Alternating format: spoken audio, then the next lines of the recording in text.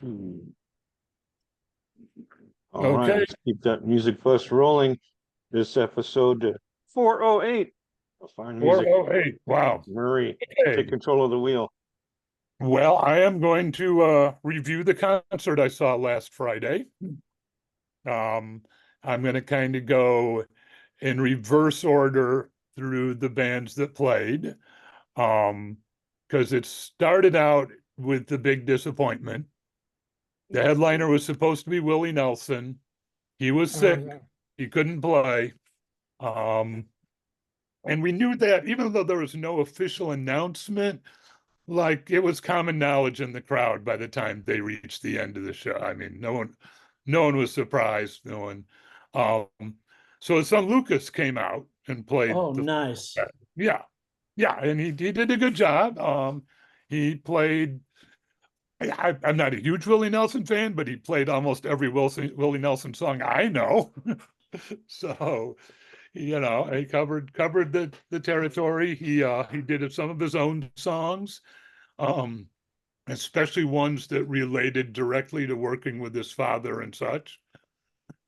Excuse me. And he did bring out a surprise guest. Edie Brickell came out and sang backup vocals for like the last half hour. So that was. He's a tremendous guitar player too. Yeah, he was. He's incredible. He was definitely playing, doing the guitar work. His voice sounds like his dad. So what was the venue? It was like what? Oh, the venue is this place called the Empower Arena. It's outside Syracuse. It's an outdoor venue with a roof over it. Nice. Looking down on a little lake. Really great venue. Really cool venue. So then second before Willie's slot was Dylan. I've seen Dylan before. This is my 4th show. Really mellow. He sat behind the piano, and even though he played things like, Highway 61, and he even did a Chuck Berry tune, there just seemed to be a lack of energy in the whole set. Now, he's 83. He can be forgiven for, not going out there and kicking out the jams or anything. And like I say, since I'd seen him before, I could relax and enjoy the musicianship, which is he had a really good band with him, which is not surprising. And it was a good set. It just seemed to be a little lacking in energy. The guy sitting behind me kept complaining about how bored he was and when's he going to play the good songs and what's going on? What is this bullshit? Blah, blah, blah, blah, blah. But I enjoyed it, and but not the best Dylan show I've seen. That would be the Rolling Thunder Review in 1975.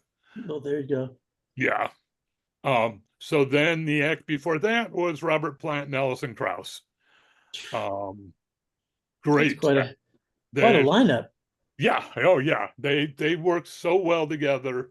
I mean, I saw them last summer, and it was basically the same set. I'm sure there were a few minor differences, but they work so well together. Their voices actually blend, and then coming from 2 completely different musical traditions, they find this nice middle ground where they can, do their tunes, but in a new way. For example, they played the Zeppelin gem Rock and Roll, but instead of Jimmy Page on lead guitar, there was a violin playing the lead for that.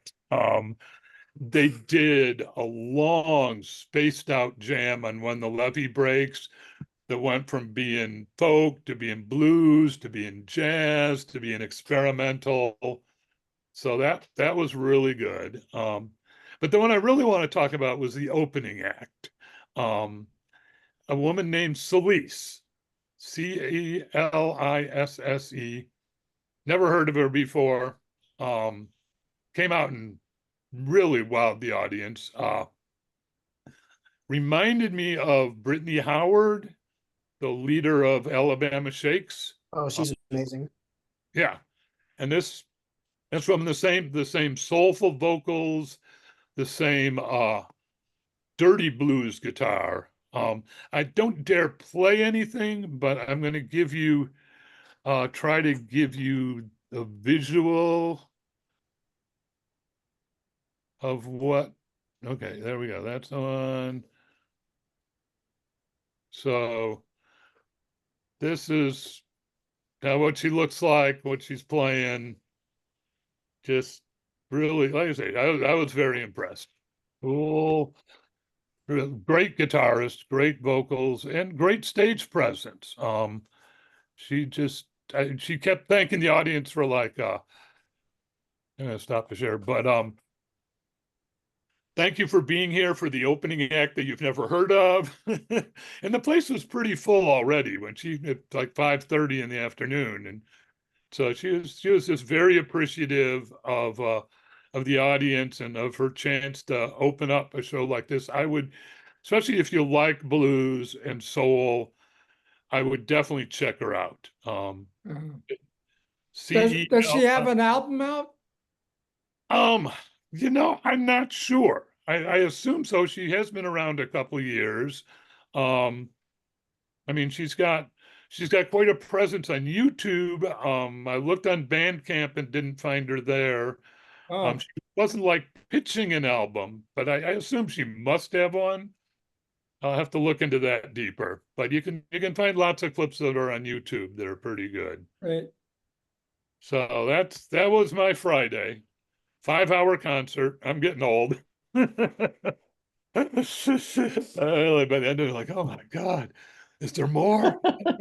Take this." So, but really good time.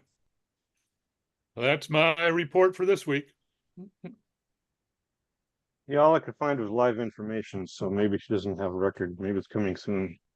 Yeah, Yeah. I would hope so. After, I mean, she's been the opening act for the leg of this tour, and there's a huge tour. So hopefully someone can get their act together and get an album out. She's out there making new fans.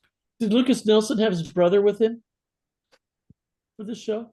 Not on stage. I mean, I don't Okay. know, you know, I don't know who all was there. He has an autistic brother, and when I saw him at the coach Oh. house, his brother came out and did paintings while the Oh, band wow. was playing music. You don't say. Yeah, and I saw the similar thing at the Little Bridges Auditorium in Claremont a long time ago when I saw Frank Zappa and the Mothers there with Captain Beefheart.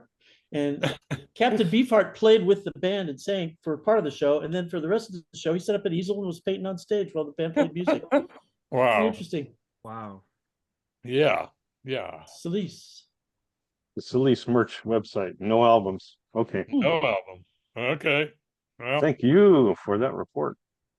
certainly. Read.